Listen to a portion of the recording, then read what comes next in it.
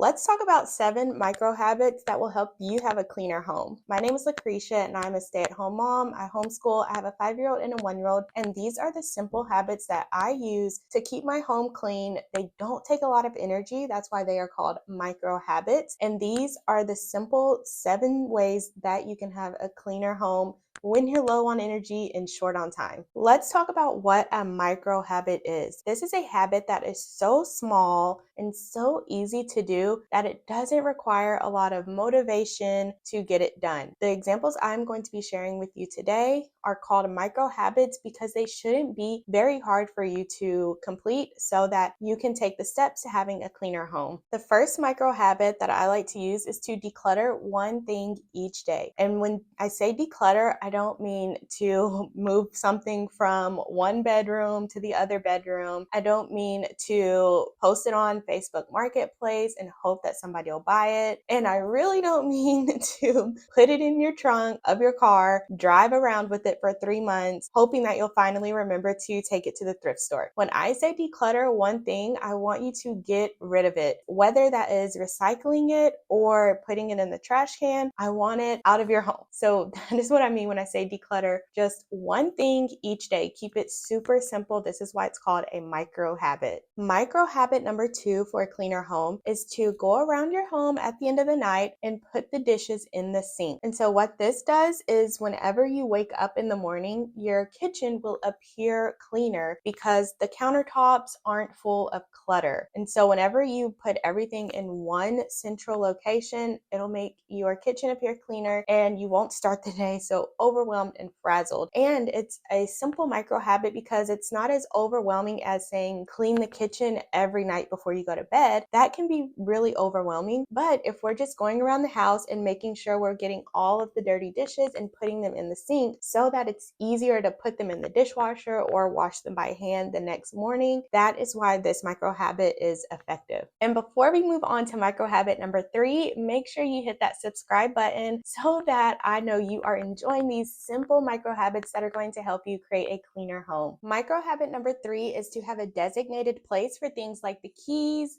mail, and shoes. These are items that can quickly cause your house to feel cluttered and overwhelming. So if you have a place to put your car keys every single time you come home, you put them in the exact same location so they don't get lost. Your mail, have a certain place that you lay that. Even if you don't look at your mail as soon as you bring it into your house, just make sure you have somewhere that you set it so it's all together and it's easier for you to sort through it so you know what to keep and what you can toss. And for your shoes, just have a simple place, one location that you can keep them so that you guys aren't losing shoes and your front entryway isn't covered in shoes and you can't even walk in and out of the door. So those are items that can quickly lead your house to feeling cluttered and overwhelming. So that's why you want to create the habit of having specific locations or a home for those items. Micro habit number 4 has a funny story behind it. When we had our first daughter, we would have to get up in the middle of the night and go across the house to the nursery to grab things that she might need, and we didn't have an hour room with us. And we noticed that we kept tripping over toys when we'd have to get up at 2 a.m. So one thing we started doing is making sure we pick up all of the toys before we go to bed. So that is micro habit number 4, is making sure that the living room has a clear path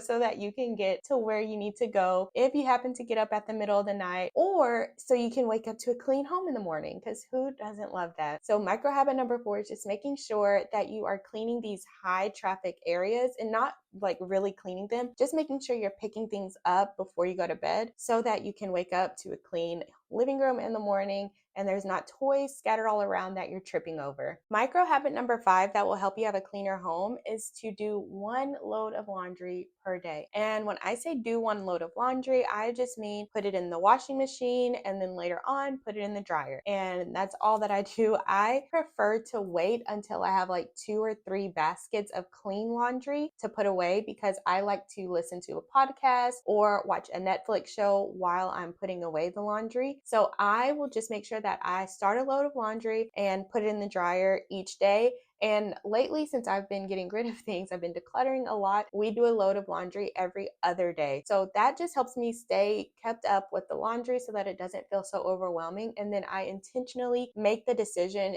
to let the clean laundry build up so that I can put it away all at once while I'm being entertained by Netflix or a podcast. Micro habit number 6 is to make your bed in the morning. And this can feel super simple and can be highly overlooked, but your bed is such a huge piece in a bedroom. It probably takes up a lot of the space in your bedroom. And so whenever it's disarray and it's just the blankets are thrown everywhere, pillows are scattered, it can really make the room feel messy. So this simple act of making the bed every single morning, even if you don't like throw all the decorative pillows, like I do not throw all of those decorative pillows on the bed every morning just to take them off every night. I just had never been a fan of that.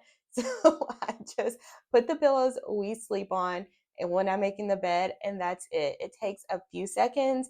It is not a lot of time out of my day, and it makes the room appear much cleaner and much more organized by just doing that simple act of having the main piece of furniture in the room look put together. So take a couple of seconds, make your bed in the morning, even if it doesn't look like the picture on the comforter bag, that's okay. Just to make it look more nice so that the room feels more put together and more organized. And micro habit number 7 is to use the one touch rule. And what this means is that you only touch an item one time. When you're done with it, you put it back where it goes. So we're not getting the mail and laying it around and we'll say, I'll look at that later. We're getting the mail. We either put it where it goes so that we can look at it later and we know exactly where to find it, or we're handling it right now. But we only want to be touching something one time. So if you get a coffee mug, you drink your coffee, it's done. Don't just leave it on the counter. We want to go ahead and put it in the sink or the dishwasher so that we're only touching it that one time and we don't have to come back later and clean it up. So we're taking a proactive approach to keeping our home clean rather than reacting to the messy home at the end of the day and then we feel overwhelmed. So those are 7 simple micro habits that are going to help you have a cleaner home. And if you love this video, make sure you check out the next video all about how to stay consistent with these new micro habits. And I'll see you later.